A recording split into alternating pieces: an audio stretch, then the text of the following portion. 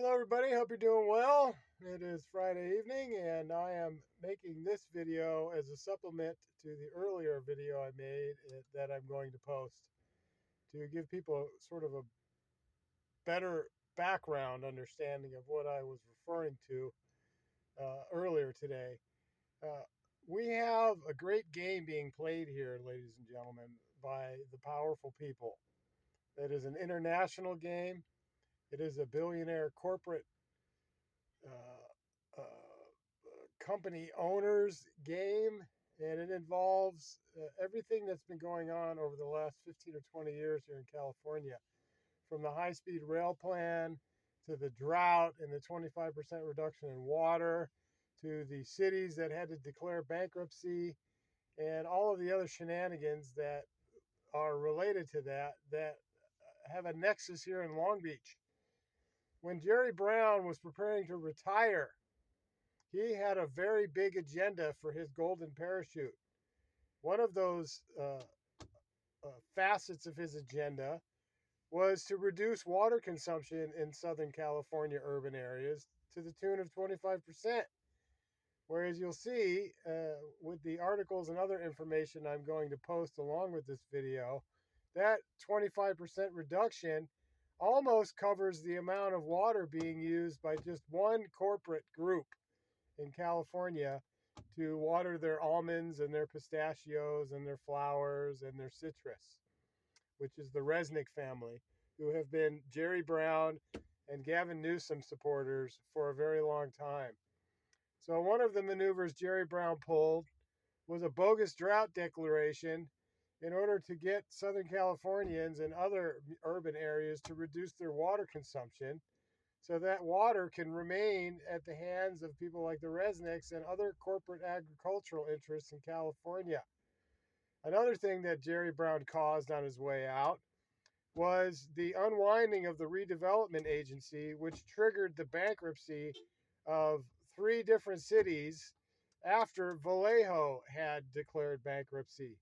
The unwinding of the redevelopment agency, combined with unfunded pension payments from these cities, which are Stockton, San Bernardino, and what was the other one? I can't recall the other one right off the top of my head. We had Vallejo, Stockton, San Bernardino, and Mammoth Lakes declared bankruptcy too, in what I think was a scam, but it was sold under another story. What is interesting about these municipal bankruptcies, which were caused by Jerry Brown's actions, is that they are all on the high-speed rail line. Okay, Vallejo's at the beginning outside of the San Francisco Bay Area. Stockton is halfway down the northern stretch of it, while San Bernardino is a major junction point at the southern end of it. I have been saying for a very long time, Long Beach was part of that municipal bankruptcy plan. They are at the end of the line at the coast. As many people who were paying close attention to Long Beach government actions, particularly during the mid-Foster era, the city was close to going bankrupt because of the fears of unwinding the RDA and the unfunded pension mandates. And there was a lot of discussion about how the city might go bankrupt. Yet it never occurred. I think it had a lot to do with me telling everyone that they were going to do it on purpose. They were putting the pieces in place, and they had a lot of shady deals going on in the background.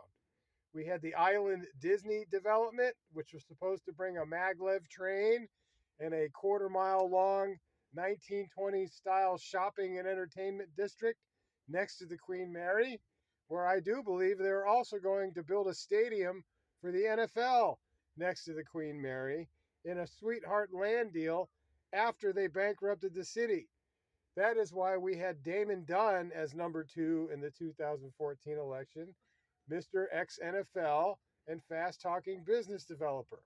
Him and his partner Garcia were going to lead this whole deal, but it got itself unwinded because I started blowing the whistle on the fact that they're committing election fraud and they're going to intentionally flip the city so they can loot it, selling off public assets, public services, public property, you name it, which includes Fire Station 8. Okay, as many of you know, they removed the crew from the station under dubious circumstances, and then they were going to spend the budget surplus accrued from that on the election. But that all got unwound, and now the fire department is back in the station. That whole situation involving Fire Station 8 was a pretense being created by city officials so they could have an excuse to sell that property into private hands. Do you understand?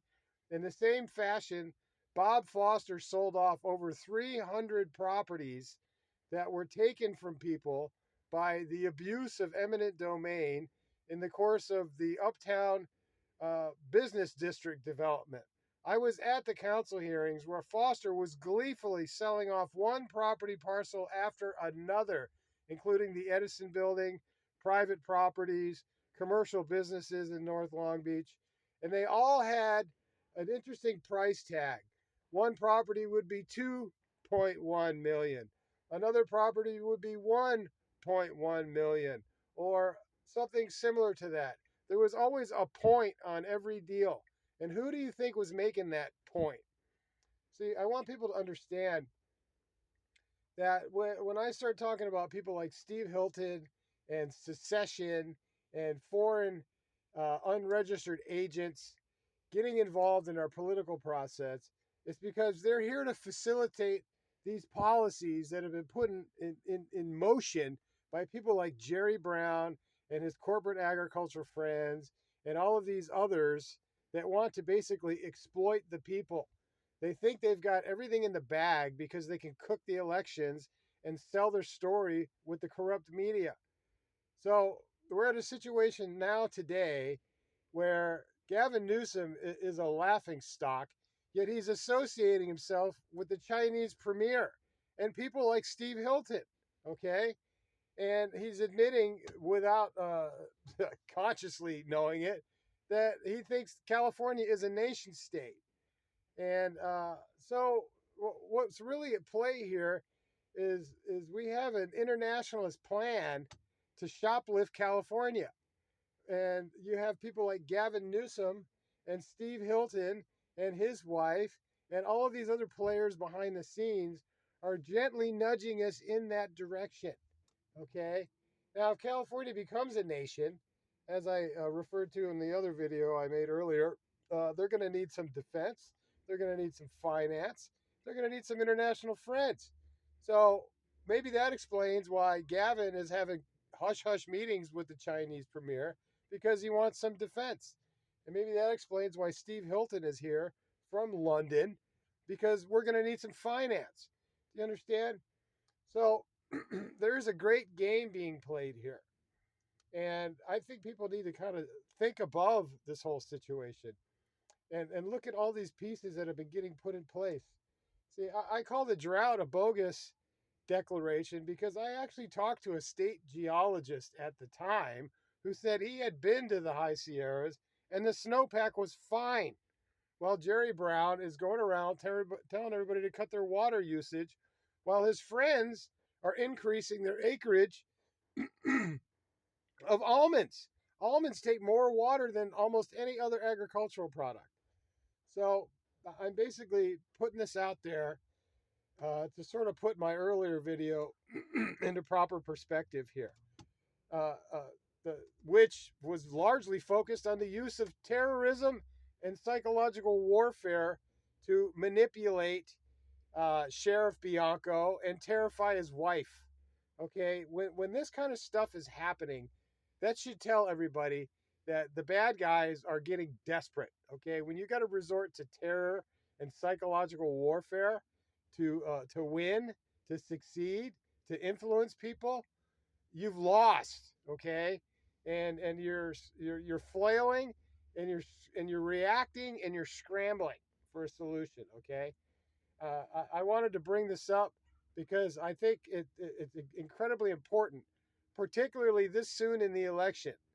People need to pay attention to what's going on need to start thinking about how all of these divergent actions are actually all connected. Okay? So this is basically to sum up and clarify my earlier video. We got way too many international players and international player wannabes involving themselves in the affairs of state here in the state of California. And the fact that it's the fourth, fifth, or sixth largest economy on earth should give people pause. Okay? Think about that. That's the way these people look at it. Okay? This is a gold mine to be snatched, and the people are being played. Okay? You need to start looking at your leaders for the criminals that they really are. And the people that are honest, that are trying to change the process, trying to restore law and order, trying to actually restore true democracy, are getting threatened with assassination. So I think everybody needs to think long and hard about the current situation and what the tea leaves are saying here. Okay, take care, everybody. I hope you all have a great weekend.